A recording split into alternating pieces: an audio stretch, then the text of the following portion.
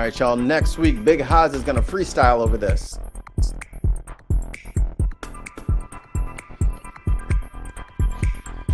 Well, my name is Dutch, and I came to say I love Wheaties in a major way. Wheaties.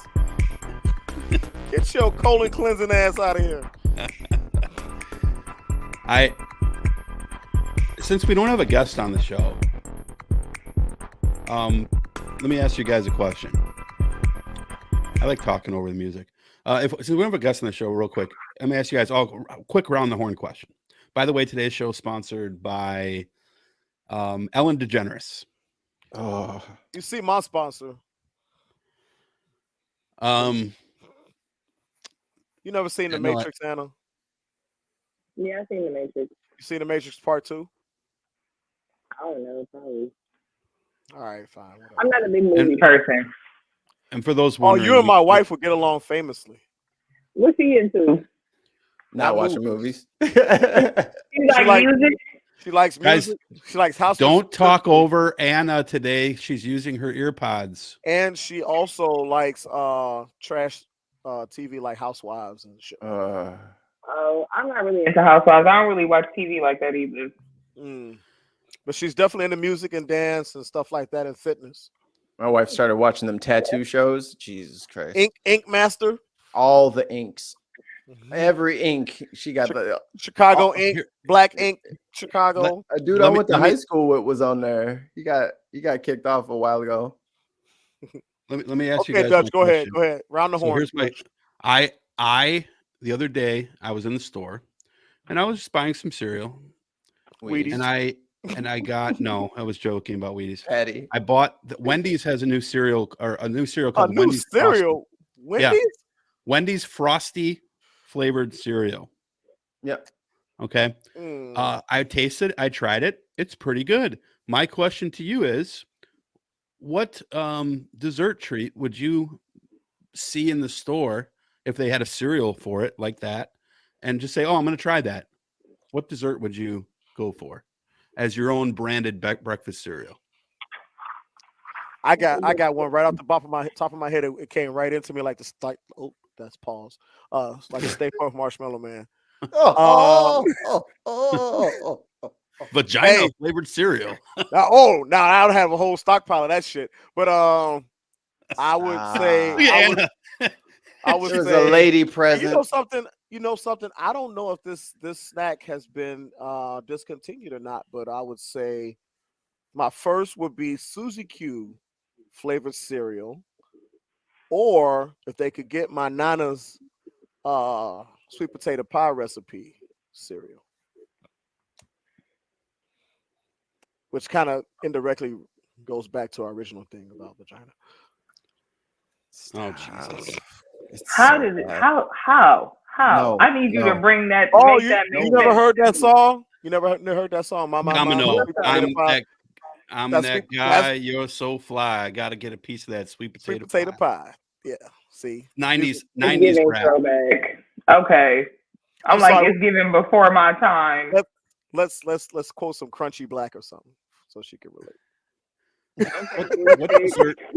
I do know 3 6 Mafia though. Okay. What dessert or candy bar or whatever would you want to see a cereal made after, Anna? I'm thinking about it. Probably. This is difficult because I feel like they made all the stuff already. Like I feel like they be doing it, but I think probably like a Three Musketeers. You like Three Musketeers? Love Three Musketeers. I do too. Wow, solid. like 7 of y'all. I also like the Caramello. Y'all know what I'm talking about? Caramellos? Caramello. Oh man, I used Caramello to Anthony. When I was living in Hyde Park, going to Ray School. On the way to school, I would stop by the co-op, and let's just say that some caramellos would leave in my pocket. We all knew he was a leftist criminal. The statute of limitations is up on that. Swiping. That was 5th grade. I'm a better man now. I've grown since then. 50 years. Well, he hasn't grown in height, but certainly See, in other ways. See. I don't. Mikey, you I want to don't. throw a And candy bar? Dutch acts like he towers over me or something. I do. Right. Oh, get the Wait, fuck out of here. how tall are all of y'all? Mikey, how tall are you? 6 foot. I'm 5'11". 5'9". Okay. No, he's not. 100%. Yeah, he Bill. is. He's Haas is 5'9" a- when he's standing on the kitchen table. Okay. So wait, now how tall are you for real? Who? 5'9". Don't let Dutch gas you up. That's his white trickery. He measures himself. He measures himself in half inches. Ah. Hey, All you right. might do that for certain parts of your body, but So days. Yeah. See, again, I don't eat cereal. I would not be able to be with the quality of women I'm with if what you just said was true. it's your tongue game. Are y'all literally measuring dicks right now? Shut up. Anyway, I don't eat cereal. Is that what we doing right now? Yeah, I what missed the that fuck? whole He thing. always wants to. He always wants to do Tangents. that. He does it all the time. Tangents. I don't eat cereal of our show. because I usually am not awake for breakfast time, and I don't like sweets. I like savory. So what's savory cereal? So would you beef flavored cereal. Right. Oh, dude, if there was like a beef jerky I was about to say if there was like a beef jerky or like a peppered jerky. Oscar Mayer bologna flavored cereal. Oh, you better call Oberto. You know I ain't fucking with no Oscar Mayer. I keep Oh it boy, real. Alberto. Oh boy, Oberto is the best one. He's like, I got that Prima Dello. You know something? I want to amend my cereal. I want to take out Not Suzy the Q. amendment. I want to take out Suzy Q's to throw in Snickers. I think that may have been No, done. they already got Snickers cereal. That's what Okay, I'm well, saying. let's All go of back us to the been Suzy picking. Q's. Suzy Q's used to get me kicked out of class. I almost said like zebra cakes, but I don't know Zebra if I cake. would want that as a cereal. That was my favorite like lunchbox snack. Or what? You didn't like the Star Crunch? Or how about Gushers? Gushers. But as a cereal? Yeah. How you gonna make it gush? It still has the little gel in it, and you got to Inside get the milk. cereal case. Milk. I You bet gotta you eat kids, it quick. You gotta eat I it quick before the I- cereal case melt. I bet you kids would still eat that shit, and they'll just look you right in the face with that nasty ass cereal, and it's like, it's good. I love some more. They can't get enough. That stupid ass they got nasty that. shit. Cosmic brownies. Yeah. I like the cosmic brownies. They was always 99¢. Man, don't even look at how much Cosmic Brownie is. You gotta take out Cosmic Brownie is now $11. No, you got to take out a 13-month lease if you want a Cosmic Brownie. No, only Anna is a lawyer. The three of us, the rest of us have PhDs, player hating degrees. I got that too. She said, "I double major." You know what you talking about? I totally forgot, Anna. You're one. Oh no, you can't do that. You have an iPhone. Never mind. What? Nothing. We'll talk about later. All right. So today's dig. Today I want to do a dig on because the death of this gentleman was close to now. It was it happened in October, so I thought it was made sense to talk about.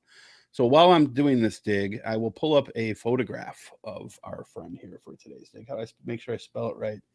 T-E on my computer. Is that Bernie with Tupac in the back of your screen? It's Bernie, With Tupac, and Kurt Cobain. Kurt Cobain. Yeah, Oh, but I put Bernie. It wasn't the actual picture was Chris Farley, but I just put Bernie's face over it because I thought it looked funny. I live in a house. Bernie fits in here. I was looking at them like, one of these things is not like the other. And I'm kind of pissed off about there not being a Sox player represented in the other picture. You know how? Yeah, it is. no thanks. I only professional baseball teams. Oh, You couldn't even put Bears. You couldn't even put Big Hurt up there. Right. That is him and Harold Baines are the only two White Sox players that I respect. And these black men didn't make it on the list. I got Fancy a cat. man. I got a baseball. Well, I I'm got not a a- White Sox cap with Harold Baines' autograph on it. I'm not a White Sox fan, so why would I? Not a fan of black people. Is that what you said? Right. That's what he said. Yes, that's exactly what I said. That's exactly what he Stupid ad said. is popping up there. Let me. There we go. All right. So today's dig. My co-host will ask me to pause if they'd like to talk about this history. So I'm going to read through the dig, and then I'm going to read from a history book on this. So I'll push through this real quick. At the end of the Revolutionary War, the Treaty of Paris gave the U.S. I messed that up. Gave the U.S. The rights to settle into the Ohio Territory, which of course was not really a British concession to give, but nonetheless it was seen as a green light to move west. While Europe was engaged in war with Napoleon, the War of 1812 began, and the U.S. declared war on Britain due to maritime issues, including the British taking of American ships at sea, as well as, and possibly more significant, was the desire for the U.S. to expand across the continent, not only westward to the Pacific, but northward to annex Canada. Good. In the Ohio Territory. I hate them Canadians. They always think they're better than us. Blame Canada. Blame Canada. Just looking down their noses at us. Looking down, literally. In the Ohio Territory, a powerful Aboriginal coalition, including the Iroquois and Shawnee, emerged to resist the annexation of their homelands. This band of tribes opposed the notion that foreigners could rightly trade away land that never belonged to them. A Shawnee prophet, and I'm not even going to try to pronounce this guy's name. Well, I will try. It's Tenskwatawa. So it looks like it's 10 Squatawa. I'm not going to say that again. I'll just call him the prophet. Advocated for the philosophy of strength through unity among new nations and established a place called Prophetstown. His brother, a great commander and speaker who hated the colonizers due to the fact that his father had been killed by them, took control. He envisioned a First Nation state in the territory open to any Native American village or tribe who was willing to join and to be strong enough militarily to be dealt with by the Americans as an equal. This fellow's name, again, this is hard to pronounce, but is Tecumseh. Okay, Tecumseh. After his father's killing, which happened around 1774, Tecumseh was reared by an elder sister, again with a name I'm not going to try to pronounce, who trained him in the strict Shawnee code of honesty, and an elder brother, Chesakow, I believe is how you pronounce that, who taught him woodcraft and hunting. He was adopted by the Shawnee chief Blackfish and grew to young manhood with several white foster brothers whom Blackfish had captured. I'm just gonna point this out. I know you can't pronounce shit. Damn, you picked the one topic with 37 Native American names in it. Like, damn, bro. It's okay though. The one that matters into a corner. It's all right. The one that matters, Tecumseh. I know I'm pronouncing that one right. At least I'm pronouncing it the same way as 3 or 4 other sources did on YouTube. So Blackfish, which that one I can pronounce. We don't know much about other than the fact that he interacted with Daniel Boone, possibly adopting him, and that Blackfish never accepted the loss of his traditional territory in Kentucky, which the Shawnee had abandoned after losing battles with pioneers. This was amplified after Cornstalk, another name I can pronounce, who was the Shawnee chief who agreed to vacate the land, was of course later murdered by militiamen. According to Britannica, the murder, massacre, and the invasion of Shawnee lands and the destruction of their crops leading to their starvation deepened Tecumseh's hatred of white settlers on his land. Despite his hatred, he opposed cruelty, and after seeing the burned body of a white pioneer, he rebuked and ended torture among his followers.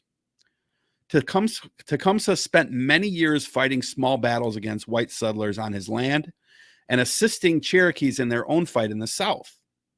He lost 2 older brothers in battle and refused surrender after other tribes, who he called the Peace Chiefs, agreed to be relocated by the U.S. government, pledging to fight on to establish a permanent land that would not be conquered by the foreigners.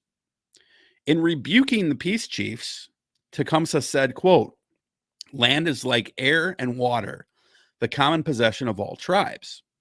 This doctrine of communal ownership of the land became the cornerstone of his policy. Because he was a great speaker, one which whites compared with that of a young Henry Clay, the rising political leader in Kentucky, Tecumseh became the spokesman for natives to settle grievances. His mama named him Cassius. I'm going to call him Cassius. His mama named him Cassius. I'm going to call him Cassius.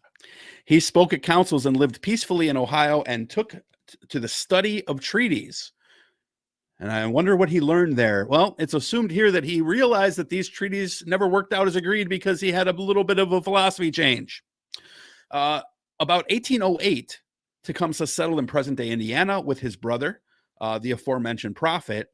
There, these brothers sought to convince other native tribes to discard the European customs and goods that they were adopting, as well as ceasing all of their intertribal wars with each other, instead to focus on unity against the white invaders.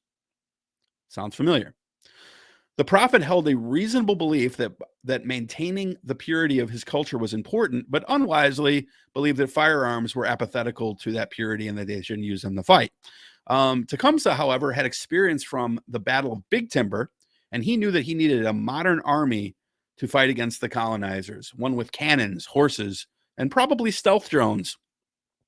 The British, seeing war on the horizon, that war being the War of 1812, agreed to supply Tecumseh with arms.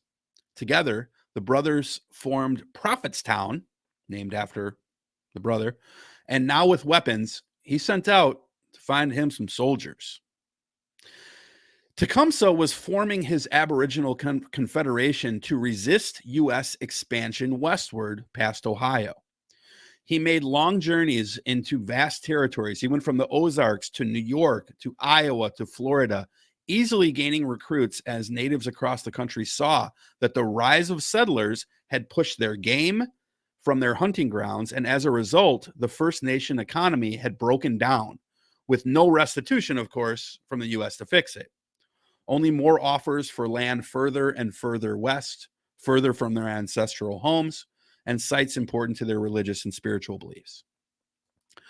The young U.S. government agreed that Tecumseh and his brother's Prophetstown Confederacy, if it was successful, would be very detrimental to Western expansion.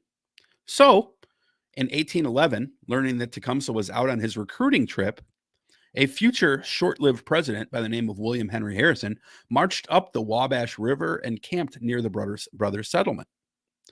Tecumseh's on brother, the corner the of prophet, Wabash. I know where that's at. Wabash, yes, and Dearborn. Oh shit. Tecumseh's brother, the prophet, unwisely attacked Harrison's camp, but was so decisively defeated in the ensuing Battle of Tippecanoe, which is what I did when I was on my camp trips. I was tipped the canoe. There it is.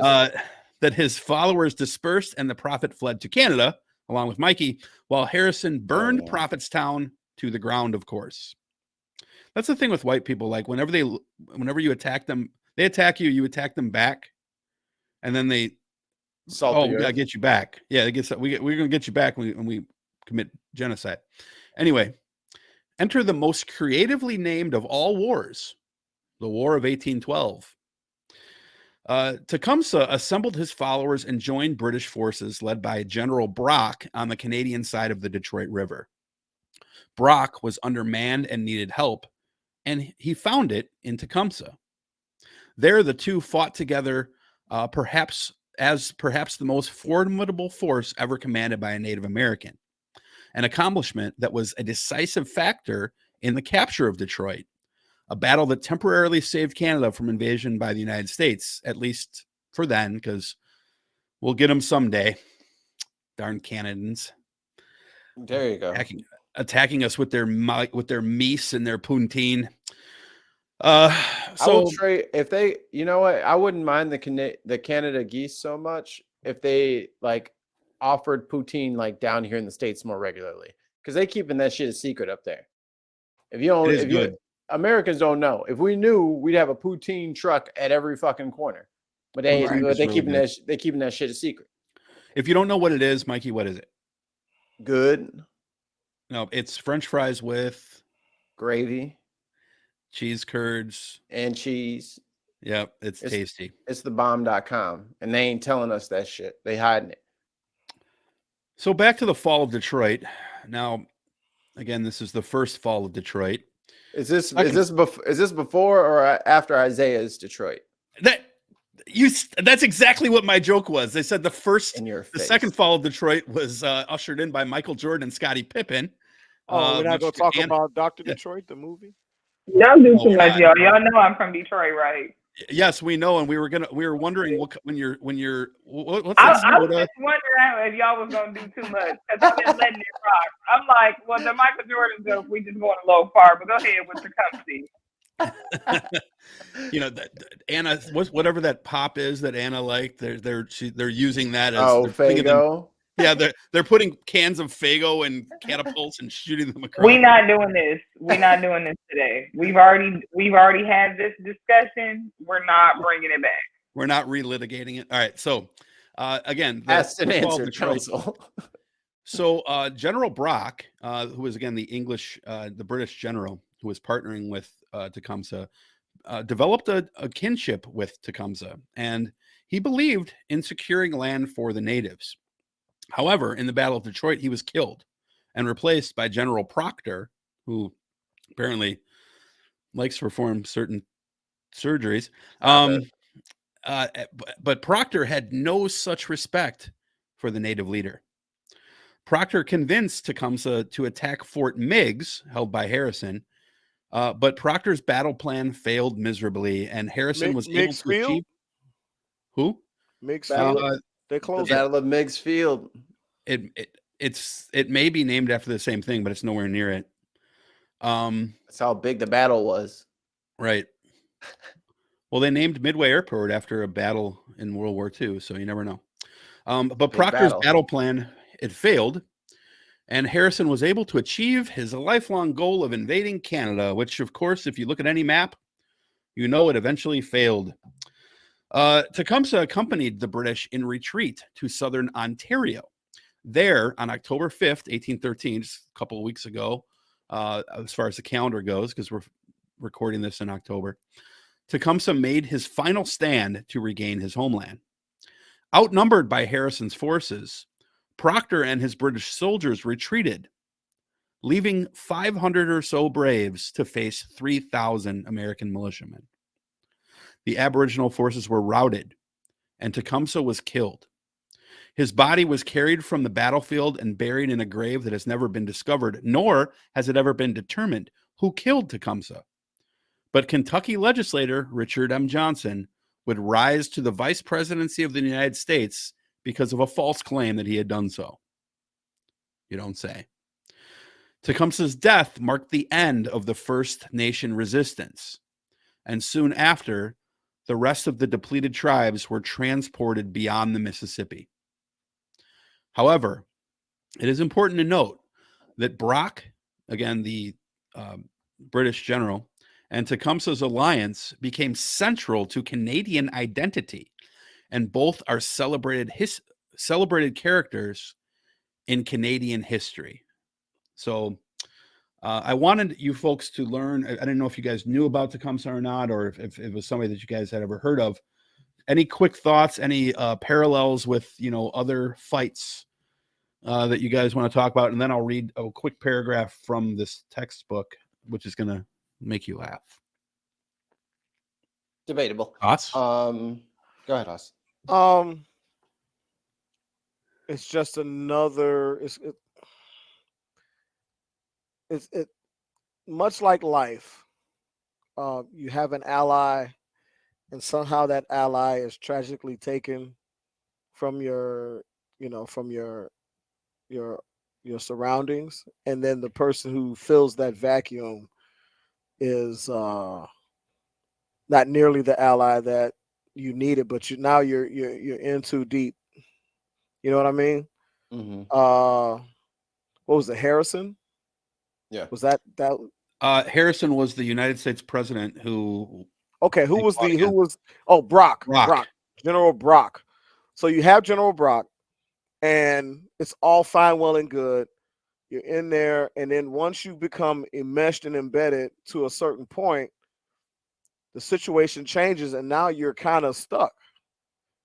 And it's just too many times in life that tends to happen as well. Especially like at work where you have a manager in the corporate world, we have a manager who's kind of like on your side and gets you and understands you and possibly even defends you in certain areas, and then that manager leaves or is let go, and now this next manager is someone who may have been a colleague at one point but has now been promoted to manager and has beef or has a whole different agenda. You know what I mean? And it's you're kind of Mark. stuck, right? And They promoted Mark. so, God damn it. and then also his change of heart regarding treaties once he started reading the fine print. And name a treaty with the indigenous peoples of this land that America honored. Yeah. So real quick, I'm pushing through this a little quicker than normal because I want to be respectful towards Anna's time. I'm going to read to you from my favorite history textbook, American Land I Love. The Quran. I just wanted to say something about what Haas said. On the treaties, I believe that if I don't have this right, because I was briefly reading an article through this, but I believe American Samoa, some nations have a lawsuit against the United States that just was rejected. They rejected certiorari at the Supreme Court level, which means that the lower appeals court decision is going to stand. But there was American Samoa, which basically were trying to say that they were citizens, they pay taxes, all these things, and by virtue of the treaty, they've been being second-class citizens, or I believe it was a treaty or whatever agreement it was, which in theory, if they had won this lawsuit or if the Supreme Court had taken it, there might have been a chance for other citizens in American territories to be able to gain citizenship. But that was really just on Haas's point of like, the treaties never usually work out with people who have been colonized and are not going to be given the full Hawaii benefit of citizenship. Hawaii, Puerto Rico, Virgin Islands. Well, Hawaii only became a state because it had enough white people living there that they decided that it was worth making a state out of it. So this. Did I say Puerto Rico? I did not mean to say. Yeah, slip of the tongue. You're all right. They're a territory. All right. So. Yes. You guys will love this. So American Land I Love, the textbook. Here's what they say about Tecumseh. Again, this is being taught in private schools at least as recently as 2017, which is when I saw the last edition came out. Tecumseh, superstition leads to disaster.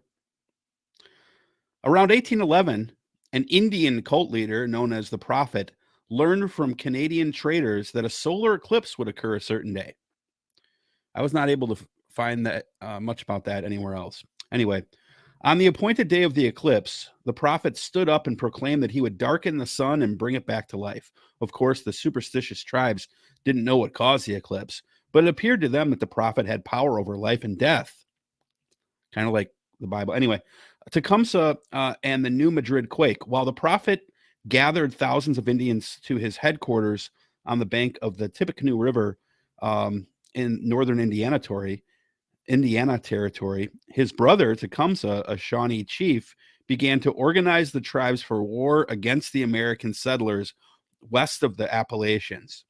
In 1811, Tecumseh traveled down the Mississippi River and stirred up the Indians of the nations of the South. Then it goes on to talk about an earthquake. Meanwhile, fur traders from Canada began to supply the savages with guns. The American settlers had no real proof that the British approved of this activity, but many feared an invasion from Canada would begin after I don't like saying the word Indians, but launched their war.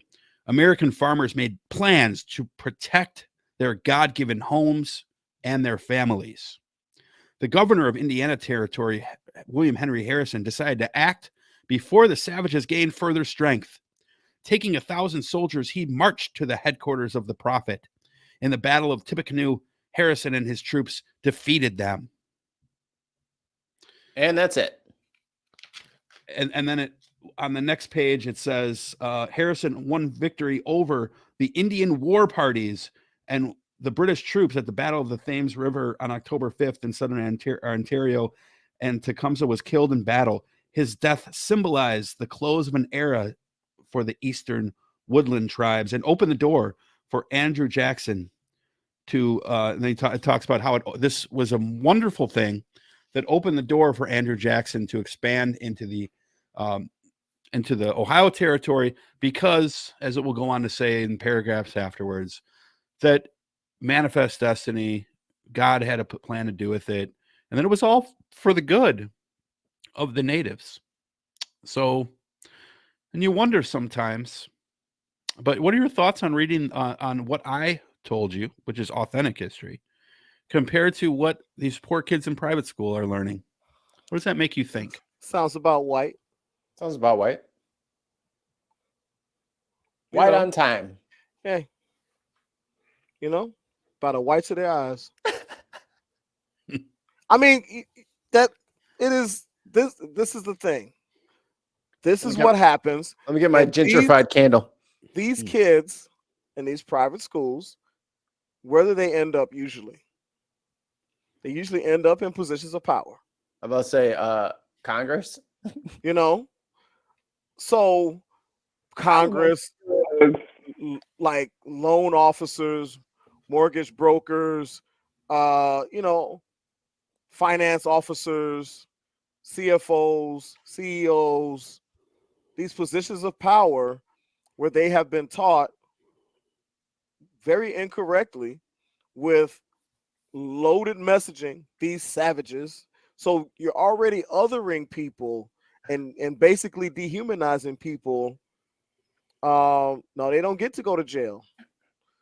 They don't get to go to jail. Their mommies and daddies get them off because they know the mayor, they know the alderman, they know the councilman, they know the chief of police, because the chief of police lives 2 doors down. So this is what happens. And you get taught, number one, that anything less than anything not white is savage or thug or this or that. So therefore you're superior. And this gets ingrained into your culture and your belief system. And if you think that as they go forward to Yale or to Harvard or to wherever, that this changes, it doesn't. Because this is what has been taught, and then it is reinforced by media. It is reinforced by society. So you from a very young age, the right wants to talk about indoctrination. What is this? What is this? See, indoctrination is okay if you're indoctrinating people to their ideologies. Right. It's not indoctrination, because there is good indoctrination. Like, we indoctrinate children to always wash your hands after you come out of the bathroom. Right. That's indoctrination. We just drill it into them, make sure wash your hands. Don't use your sleeve to wipe your nose. Yeah. Don't chew with your mouth open. Don't point at people and say she's fat or he's fat. You know what I mean? My First Amendment right, mother. Right. Say what I want. So as long as it's there, nuns wear hijabs. They just call them, habits. But it's a hijab. Come on, quit playing. Same shit. What it is. Sharia law and what they're trying to do through SCOTUS is awfully similar, isn't it? But sometimes, if it's all white, it's all right. Anything less on the melanin content scale is savagery or thuggery or lawlessness. Here's the thing: when you commit genocide and you kill everybody, unfortunately, you're the person that gets to write the books, and you're the person who gets to tell the story, and the story is going to go however you see fit. And to maintain that power and that position in society and that social status for people who look like you, you're going to always other, and you're going to create the indoctrination, which just creates the culture, which becomes a society, which is we are above you, no matter who you are, no matter what you do, unless you belong in our group. And we're also going to, at the same time, create a parallel structure where we're going to fight tooth and nail to preserve that structure no matter what. So if it means being hypocritical and saying you can't wear your hijab, but I can wear my habit, we're going to say that because it's you and it's not me. If that means that we're going to say separation of church and state, but except when it comes to my religion, we're going to accept that because I'm the one who writes the rules and not you. So it really doesn't matter because I'm the winner here. And until y'all get booked and y'all are the winners, I'm going to keep writing the rules. And that's how it goes. What did Malcolm X say? Power is never given willingly. It must be taken. I think it was Malcolm X. I might be wrong. But I'm just saying, and that's why when violence is visited upon marginalized communities and those communities strike back, it's always a better way. This isn't the way. This there has to be a better way. But if you look through the annals of history, how was power accessed? Through blood. You mean like the Boston Tea Party? Because I mean like y'all hate the riots until we talk about when y'all just threw everything away just because. Right. Y'all just looted and vandalized this entire thing. I don't want to hear about what's going on in Chicago because I want to just take it back to the king. Like, why were y'all mad? Right. And then things changed once you got mad and you did something about it. Why are you saying I can't be mad too? Right. They were tarring and feathering British tax collectors. Okay? But violence is not the answer to catalyze change. But we have the Boston Tea Party. Imagine if all of these oppressed groups wanted anything beyond equality. And that's the crazy part. People ain't even trying to get payback. They just wanted to be treated equal. Imagine if people was trying to get revenge for all of this. Come on now. Right. And let's talk about even more in a more contemporary fashion. Let's talk about all the violence that unionization, when it first started coming out, and not, historically speaking, not too recent history. Those unions were those people trying to unionize engaged in violence to get their union and to get the laborers union and electricians union and these things. They had to engage. They had to fight the cops. But now those same union members rock their Punisher logo with the thin blue line American flag superimposed over it. But not too long ago, they were fighting the police because the police were the union busters.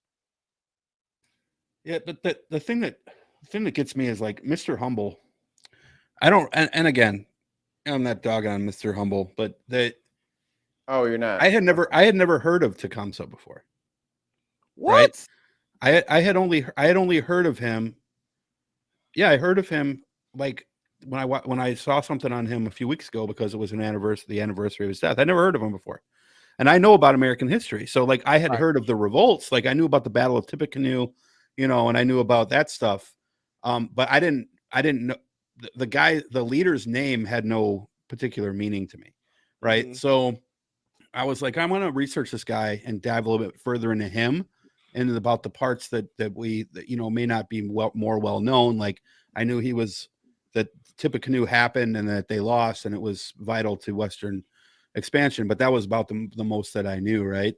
And I think that we have to do a better job when it comes to Black history, when it comes to Asian American history, when it comes to Native American history, of highlighting the people who have for my whole life been cast as villains. They're the bad guys. With a couple of exceptions, like they've immortalized Martin Luther King by cherry picking stuff. But like they look at like Fred Hampton, the Black Panthers, Tecumseh, a lot of these Bobby Seale, Marcus Garvey, who were Marcus Garvey was a bit of an interesting fella. He had a duality about him. A little bit more controversial, but still, it's like they revere the Native Americans who met with the Pilgrims, but the rest of them were savages. Like they love Sasquatch, or not Sasquatch. What was his name? Is it Sacagawea. Sasquatch? No, not Sacagawea. They love her. They love her though. They love Pocahontas, and Yeah. they Even Squanto. though basically she was kidnapped Squanto. and raped. Right. Well, Squanto was the one I was thinking of with Thanksgiving. Like we always hear about, oh, Squanto is a friendly, but then Tecumseh, well, he was a savage, right? Mhm. I'm gonna read for you guys, if you guys are all right with it. I read this on stream with Lindsay 2 weeks ago. This is the most egregious history I've ever Can read I in my say life. something before we move? Oh yeah, please do.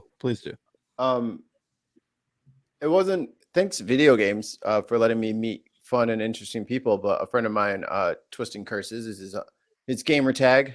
And we've been friends for probably 10 years now. I had no idea he was native. I had no idea that he spent 80% of his life on the reservation, and getting a history lesson from him on what, or because I'm nosy and I'm like, so like your tribe, like what's your tribe? He's like, I'm a Sioux. I'm a Lakota Sioux. And I'm like, oh, okay, like Dakota. He's like, no, those are different. He's like, there's Lakota, Dakota, and Nakota. I'm a Lakota Sioux. It's like, oh, well, how come there's different ones? And he's going through the whole thing because his tribe was labeled an enemy of the state. The reason why there's 3 different codas is because they dropped off the elderly and the children in different places so that they could move faster to get Crazy Horse away from them. They were coming for him. The government boys was coming for them. They were fleeing. Yeah. Crazy Horse, Sitting Bull, like I mean, we would learn about those guys, right? But like and Bill's saying he knew about Tecumseh in 6th grade. That may be true, but what were you taught about him? Right? Were you taught that he was a champion of his people, or were you taught that I'm interested to know, I'm not criticizing, or were you taught that he was, a leader of insurrectionists who were murdering pioneers, right? That's 2 completely different things. They were climbing the walls of the Capitol. And let me show you, like, so I read this on stream the other day, and Anna, I know you got to go, but I'm going to insist that you stay for this paragraph because you need like this is wow. Hey, this is women what to do on stream. Then we just talk about this. This is the most egregious shit. It's not super short, but it's not super long, so I'm going to skim through it. Just hit it. Just go ahead. All right. So this is from a chapter of the book called from the same textbook. Haas, you're making me take longer. Anna, of course, it's your choice as whether or not you stay. Love you, Anna. See you later. This is the section, as I was going to say before Haas keeps interrupting me, was it's called the Second Great Awakening. All right. The subtitle is Evangelizing the Indians. Again, this is from a textbook. I'm going to substitute the word Indians from now on with the letter I. By the 1790s, several denominations had organized military societies to reach the I population with the gospel. In 1820, the federal government began to provide yearly donations for mission work among the I's.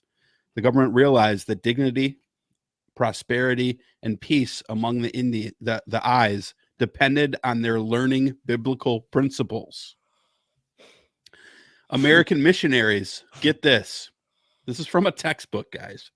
American missionaries helped the I's in many ways, including 1, teaching them to live in peace with other tribes.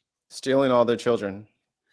Number 2, to support their families through farming and other practical occupations. Pause.